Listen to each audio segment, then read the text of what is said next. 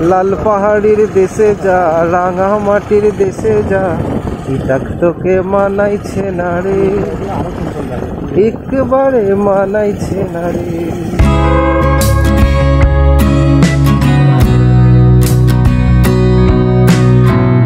কেমন আছো বন্ধুরা? আশা করছি তোমরা প্রত্যেকে ভালো আছো এবং সুস্থ আছো। তোমাদের প্রত্যেককে স্বাগতম রিনার্জুন এক্সপ্লোরে নতুন একটা ভিডিওতে। তো আজকে এই মুহূর্তে আছি জয়পুর জঙ্গলে। আর এই জয়পুর জঙ্গলে আমি কিভাবে এলাম, মানে বাড়ি থেকে কিভাবে বেরিয়েছি বা কখন বেরিয়েছি আর কোথা দিয়ে আসতে হবে তোমাদেরকে, তো সেই সম্পূর্ণ ডিটেলসটা আর কি ভিডিও একদম ফার্স্ট থেকে তোমরা দেখে নাও, বুঝতে পেরে যাবে। তো চলো ভিডিওটা একদম ফার্স্ট থেকে শুরু করা যাক।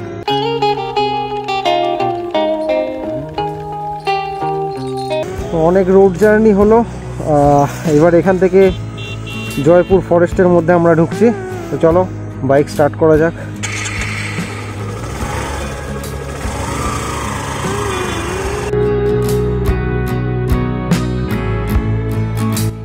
ও আরও এখন হাওয়া আছে, ঠান্ডা।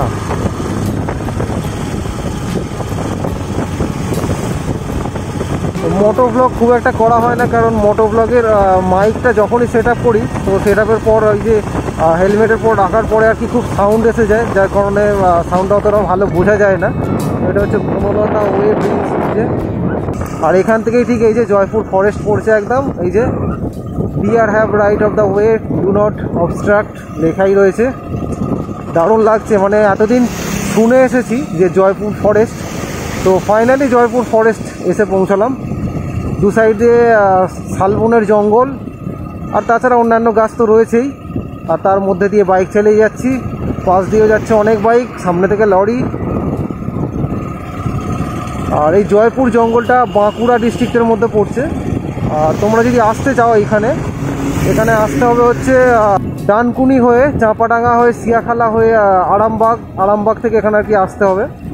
তো এই হচ্ছে রাস্তা, এখানকার সহজ রাস্তা, ম্যাপে তোমরা জেনে যাবে। আর রাত্রে এই রাস্তাটা একটু হয়তো অসুবিধা হতে পারে, যেহেতু বুঝতেই পারছো জঙ্গল এরিয়া। তবে দিনের বেলা তো একদম পুরো সেফলি, যা বুঝছি আপাতত এইটুকু এসে। এখানে একটা মানে ফরেস্ট গার্ডের গাড়ি দাঁড়িয়ে রয়েছে। আর এই যে যেতে যেতে সাইনবোর্ডগুলো লেখা আছে, এই যে ড্রাইভ স্লো। হরিণ আছে এখানে, যদি হরিণের দেখা মিলে যায়, জানি না আদৌ আছে কি না। তো যদি তোমরা দেখে থাকো বা সত্যি যদি থেকে থাকে, আমাকে কমেন্ট করে জানাতে পারো। আহা কি দেখিলাম, জন্মান্তরে ভুলিতে পারিব না। তো সেই রকমই একটা ব্যাপার। তো এই যে জয়পুর ফরেস্ট, আমরা ঠিক দাঁড়িয়েছি আনন্দধাম, এদিকটা দিয়ে আর কি আনন্দধাম যাওয়া যায়। আর ওদিকে সোজা এখনও জয়পুর ফরেস্ট আছে। আমরা এই মুহূর্তে ঠিক হয়তো মাঝখানেই দাঁড়িয়েছি, বা জানি না হয়তো আর একটু বেশি যেতে হয়। আর রোডটা কিন্তু খুব সুন্দর, মানে একদম সোজা রোড চলে গিয়েছে। দেখতে তো দারুণ লাগছে, অসম্ভব সুন্দর লাগছে আমার যেটা লাগছে, জানি না তোমাদের কতটা সুন্দর লাগছে। যদি এই জঙ্গলের যে পরিবেশটা অনুভব করতে হয়, তাহলে কিন্তু অবশ্যই জঙ্গলে একবার হলেও আসতে হবে। আজকে এসেছি আমরা দুই বন্ধু মিলে, মানে প্রত্যেকবার আমার জার্নিতে যে থাকে সৌভিক। তো এই যে সৌভিক আছে আমার সাথে। কেমন লাগছে বল? দারুণ লাগছে। তোমরা একদিনের প্ল্যান করতে পারো কিন্তু এই জয়পুর জঙ্গলে আসার জন্য। জয়পুর জঙ্গলে আসার জন্য আমাদের মোটামুটি আগের বছরও কথা হয়েছিল, আসা হয়নি। আগের বৃহস্পতিবারে আমাদের কথা ছিল, কিন্তু আগের ওয়েদার খারাপের জন্য আসা হয়নি। তো আজকে বৃহস্পতিবার আমরা এসেছি জয়পুর জঙ্গল, বেশ ভালো লাগছে। জানি না তোমাদের কেমন লাগবে, তো আশা করছি এলে খারাপ লাগবে না, কারণ ম্যাক্সিমাম তোমরা যারা বাইক রাইডার আছো তোমাদের তো ভালো লাগবেই। মানে তোমাদের তো একটা ইচ্ছা থাকেই যে এই জয়পুর জঙ্গলে আসার। অনেকে অলরেডি চলে এসেছো, আবার অনেকে আসনি। তো যারা আসনি তাদের জন্য বলি, অবশ্যই একটা এই জয়পুর জঙ্গলে রাইড করো, ভালো লাগবে। এখানে এলাম, এখন বাজে ওই 9টার মতো বাজে আর কি। তো আমরা অনেকবার থেমেছি, থেমে এসেছি। বাড়ি থেকে এখানে আসতে ঘন্টা 3 মতো সময় লাগে আর কি, আমাদের বাড়ি থেকে যেটা দূরত্ব। আর তোমরা কলকাতা থেকে এলে আর কি অনেকটাই সময় লাগবে, যার যেরকম ম্যাপে দেখে নিলে বুঝতে পেরে যাবে।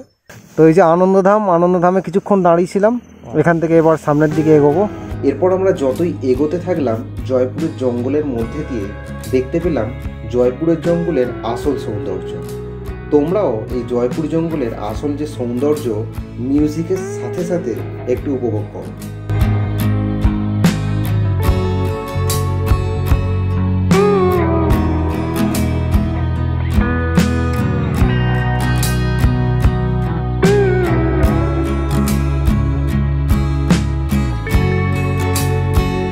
জয়পুরের এই জঙ্গল শাল, সেগুন এবং পলাশ এছাড়া অন্যান্য গাছ দিয়েই কিন্তু ঘেরা। চারিদিকে এই সমস্ত গাছের সারি সারি যেন এক মেলা বসেছে। এখান দিয়ে জল এলে আর কি এখানটা পড়ে, তবে এই মুহূর্তে তো শুকনো, শীতকাল যেহেতু। তো আরণ্যক ইকো রিসর্ট এইদিকে আমরা ঢুকবো, সোজা যাবো না, সোজা আবার পরে দেখাচ্ছি। রাস্তাটা বেশ ঢালু রাস্তা।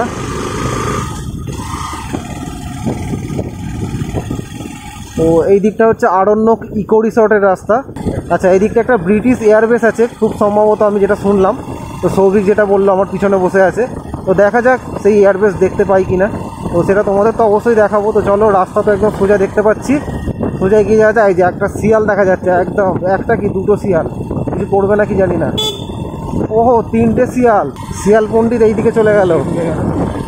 পিচ রাস্তা ধরে আসছিলাম, আসার পর দেখলাম লালমাটির রাস্তা শুরু হয়ে যাচ্ছে। এখানে একটা রেল লাইন গেছে, এই যে ওয়াচ টাওয়ার, এইটা বন্ধ আছে। তো এর ওপরে উঠলে খুব একটা কিছু দেখা যাবে বলে মনে হয় না। লালমাটির রাস্তা, মাঝখান দিয়ে বাইক রাইড, পুরো ফাটাফাটি জমজমাট ব্যাপার। সাথে যেতে যেতে আমার মনে পড়ে গেল এই গানের কথা। লাল পাহাড়ির দেশে যা, রাঙা মাটির দেশে যা, ইটাক তোকে মানাইছে না রে, একবারে মানাইছে না রে। তো আমরা যাচ্ছি এখন ব্রিটিশ এয়ারবেসের দিকে, যেটা এখানের স্থানীয় লোকেরা বা স্থানীয় মানুষেরা এখানে চাতাল বলে থাকেন, চাতাল বললে চিনবেন। তো সেই দিকটাই আমরা যাচ্ছি, ব্রিটিশ এয়ারবেস। 200 বছর ধরে আর কি আমাদের ব্রিটিশরা আমাদের ওপর আর কি ছড়ি ঘুরিয়েছে মাথার ওপর। তো সেই সময় ওনারা আর কি এয়ারবেস বানিয়েছিলেন। তো সেই এয়ারবেস আজকে 2023 সালে এসে আমরা দেখতে যাচ্ছি।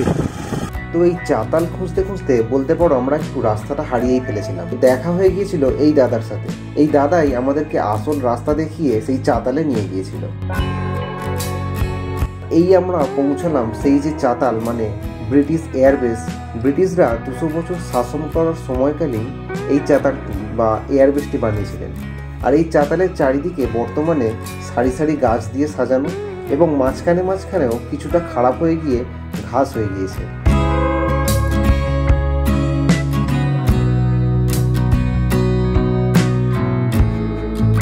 বিকেলের দিকে সৌন্দর্য কিন্তু একটু বেশি বৃদ্ধি পায়। চারিদিকে গাছ দিয়ে সাজানো এই জায়গাটাতে এলে আশা করছি তোমরা নিরাশ হবে না।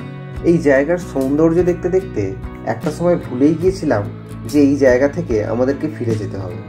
এই জঙ্গল পরিবেশের ভারসাম্য রক্ষায় হয়তো কিছুটা অবদান রাখে, তাই আমাদের প্রত্যেকেরই উচিত এই জঙ্গল পরিষ্কার এবং পরিচ্ছন্ন রাখার। তো এই মুহূর্তে দাঁড়িয়ে রয়েছি আমরা জয়পুরে যে ব্রিটিশ এয়ারবেস, তো সেই ব্রিটিশ এয়ারবেসে আমরা দাঁড়িয়ে রয়েছি। এই দিকটা থেকে মোটামুটি দেখা যাচ্ছে, হ্যাঁ ভালো, এই দিকটাই রোদ্দুরটা পড়ছে। আর মানে পুরো ফাঁকা জায়গা, মানে সত্যি 200 বছর আগে ব্রিটিশরা আমাদের মনে করো 200 বছর ধরে শাসন করেছে। তারপর আমাদের 1947 সালের পর থেকে আজ 75 বছর হয়ে গেল, 76 বছর। তো এত বছরের একটা এয়ারবেস এখনও কিন্তু বেশ ভালো রয়েছে। মানে জানি না তখন কত যুদ্ধজাহাজ বা অন্যান্য যে সমস্ত প্লেনগুলো ব্যবহার করা হতো এখানে সেই সময়। আর বিরাট বড়, মানে অনেকটা এরিয়া নিয়ে জায়গাটা করা রয়েছে। তো সেটা তোমরা এখানে এলেই জানতে পারবে বা এলেই দেখতে পারবে, বুঝতে পারবে ব্যাপারটা। আর আমি ক্যামেরার মাধ্যমে চেষ্টা করলাম যতটুকু দেখানোর, কারণ সবটুকু দেখানো সম্ভব নয়, তাহলে ভিডিও অনেক লম্বা হয়ে যাবে। ভাই কি বলছে ভিডিও বানাতে? তোমার নাম কি? হ্যাঁ হ্যাঁ, রাকিবুল। এখানেই বাড়ি?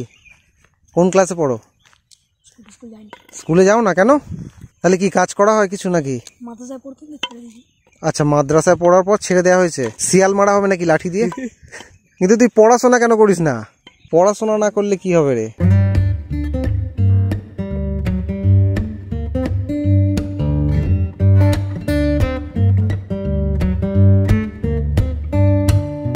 জয়পুর জঙ্গলের এয়ারবেস ছেড়ে যাচ্ছি। ড্রাইভার চেঞ্জ হয়ে গেছে, সৌভিক এখন চালাচ্ছে, আমি পিছনে বসে।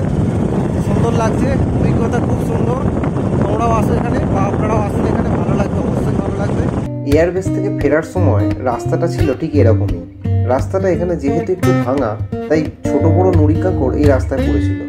গাড়ি চালানোর সময় বলবো একটু সাবধানে চালাতে।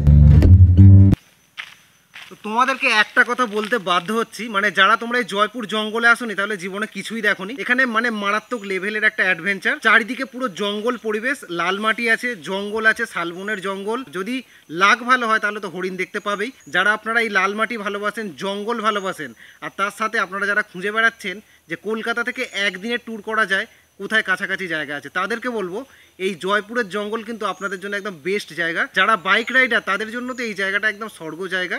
মানে পুরো একদম অ্যাডভেঞ্চার, জঙ্গলের অ্যাডভেঞ্চার। তো এই অ্যাডভেঞ্চার যদি করতে হয় অবশ্যই কিন্তু এই জয়পুর জঙ্গলে আসতে হবে। এরপর আমরা ওখানে বেশ কিছু ছবি তুলে এই লাল মাটির রাস্তা ধরে বেরিয়ে এসেছিলাম পিচের রোডে, এবং সেই ছবি যদি আপনারা দেখতে চান তাহলে আবার ইনস্টাগ্রামে গিয়ে দেখতে পারেন।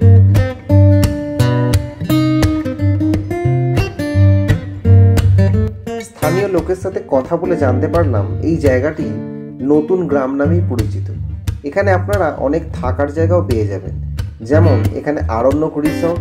লালমাটি রাস্তা ছেড়ে আসতেই আমরা দেখতে পেলাম এই বনশ্রী রিসর্ট।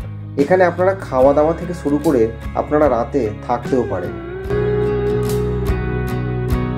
এছাড়া রয়েছে এই বনলতা রিসর্ট, এখানেও আপনারা রুম বুকিং করে থাকতে পারেন। এছাড়া দুপুরের লাঞ্চ, সকালের ব্রেকফাস্ট সমস্তটাই এখানে সারতে পারেন।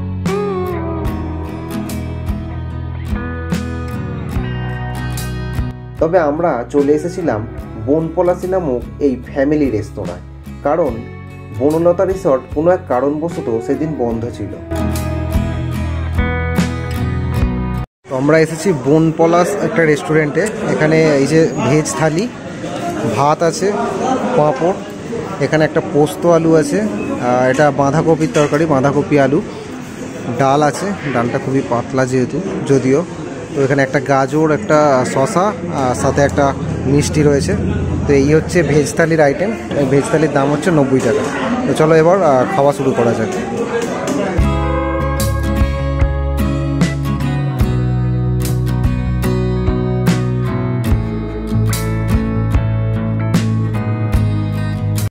তো আমরা যেদিন জয়পুরে এসেছি, জয়পুর ফরেস্ট, আজকে হচ্ছে আমরা বনলতা রিসর্টে বা রেস্টুরেন্ট যাই বলো না কেন, ওখানে খাবো ভেবেছিলাম, কিন্তু ওখানে বন্ধ ছিল।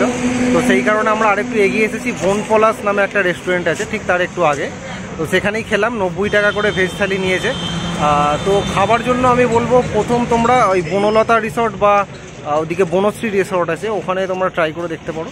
আর যদি না হয় তো এখানে আছে বনপলাশ বা অন্যান্য যে সমস্ত খাবার দোকানগুলো আছে সেখানে খেয়ে নিতে পারো। এখানে খাবার খেলাম, মোটামুটি ঠিকঠাক খাবার আর কি, খিদে পেলে ভালো লাগবে এরকম ব্যাপার। তো ঠিক আছে, 90 টাকার ভেজ থালি। তো আমাদের জয়পুর ট্রিপ আজকেই শেষ। নিশ্চয়ই আপনার ভালো লেগেছে, সেই কারণে এখনও পর্যন্ত আপনি ভিডিওটা দেখছেন। তো ভিডিওটা অবশ্যই একটা লাইক করে দেবেন। জয়পুর ঘোরা হয়ে গেল। তো সৌভিক, কেমন লাগলো বল জয়পুর? জয়পুর আমাদের দারুণ লেগেছে, মানে একদিনে ঘুরে যাওয়ার জন্য খুব ভালো লাগে। জয়পুর অ্যাকচুয়ালি ঘুরতে গেলে বাইকে করে আসতে হবে, কারণ এখানে মানে এমন মানে মোড অফ ট্রান্সপোর্ট তোমাদের বাইকেই ইউজ করতে হবে। কারণ জয়পুর যা জঙ্গলের যা জায়গাগুলো আছে, বাইকে হলে সুবিধা হয়, কারণ ওই প্রাইভেটে আর না হলে বাইকে নিজেদের ইচ্ছা মতো ঘোরা যায়, এই হচ্ছে ব্যাপার। সেইটাই। তো যাই হোক, ভিডিওটা এখানেই শেষ করলাম। দেখা হবে অন্য কোনো ভিডিওতে। আজকের মতো এখানেই শেষ করলাম। তো দেখতে থাকবেন রিনার্জুন এক্সপ্লোর, কারণ আপনারা জানেন এখানে ছোট ছোট ইচ্ছেগুলোকে পূরণ করা একদম।